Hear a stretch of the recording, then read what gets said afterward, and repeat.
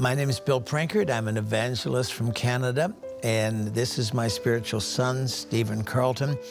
And just over a year ago, we passed the baton to Stephen and his wife, so they now lead our ministry. And our ministry was founded out of an experience encounter I had with Holy Spirit in Catherine Coleman's service in 1972. But one of the first things God did was give me a vision for Canada in revival. I saw it, the whole nation, the fire of God in revival. I knew that's what God is going to do in Canada, and I knew I'd give my life to that. And I went to the first Inuit or Eskimo community, and I fell in love with the people. They're most amazing people. I called my wife, Gwen. I said, honey, I've just fallen in love. And when you're in love, you just keep doing things. And so, you know, we started building churches and helping them and establishing works, and it's been almost 50 years that we've been doing that. Our vision is the fire of God across the Arctic Circle. And so, you know, Canada, we were doing Canada and helping. And then in 1994, we heard there were Eskimos in Russia who had never heard at the ends of the earth and knew we had to go. And that's been just an amazing journey. And but my heart cried for the young people who were committing suicide in epidemic proportion. And it was affecting the entire North. And I heard about an 11-year-old boy that committed suicide in a community where we built the first church. And Stephen and Becky, his wife, were with me. When Bill said, hey, we've got to really sort something out here, my wife and I knew that this is really what the Lord was calling us to. Yeah. And I said, if God's as big as we say he is, he's big enough to stop suicide. And Stephen and Becky came on the staff and on board, started Arctic Hope Project in 2014.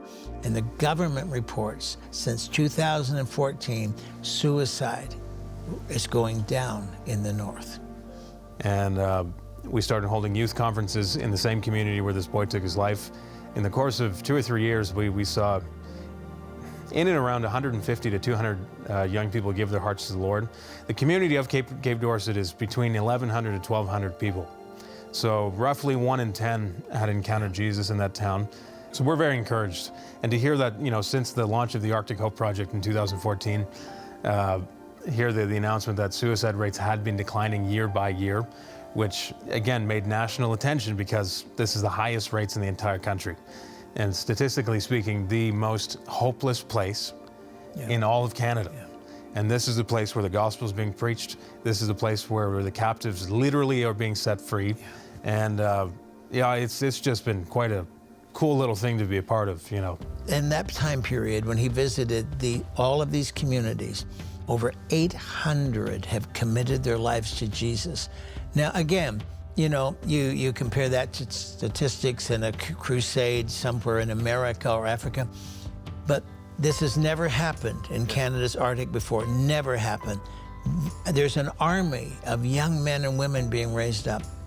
And you've got to know that not only every month, Kenneth Copeland Ministry from the Canadian office supports what we're doing, but every major project we have ever done in the Arctic, they have risen up and on their own initiative have contacted us, said, we want to sow into this, we want to help. And not just in Canada, but in Russia. One man, we arrived at his tent, and Igor went and told him to get his family, you know, and they talk, and comes back, and he said, he's been waiting for you.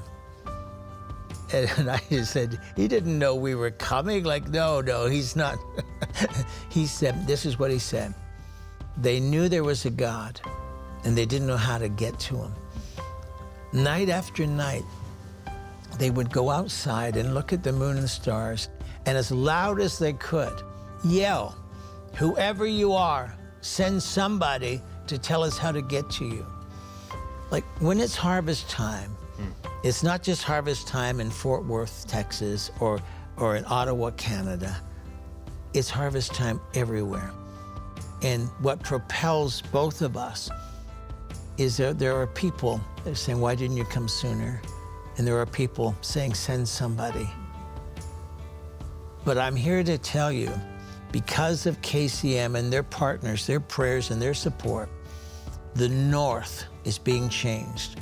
and the fire of God is burning around the Arctic Circle. And so we say thank you to Kenneth and Gloria. Thank you for your team, and thank you for every partner that sows and prays, because when you get to heaven, you're going to meet so many Eskimo people that are there because of you.